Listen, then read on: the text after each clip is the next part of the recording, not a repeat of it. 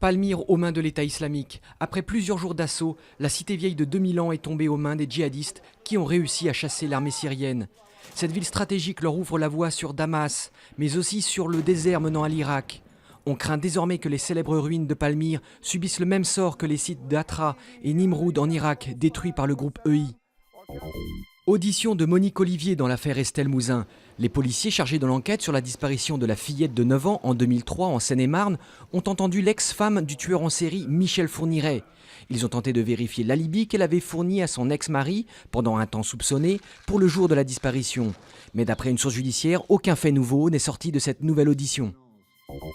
Opération de secours pour les migrants en perdition. Après avoir longtemps refusé de leur venir en aide, la Malaisie annonce la mobilisation de sa marine pour venir en aide à ces réfugiés abandonnés par leurs passeurs.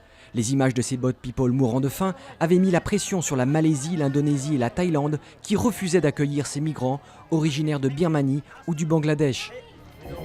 Hausse des ventes de logements neufs depuis 6 mois.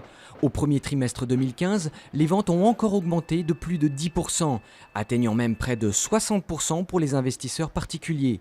Cette reprise reste toutefois fragile car les ventes aux accédants à la propriété régressent encore de 3,3% au premier trimestre, alors que les taux d'intérêt sont pourtant très bas.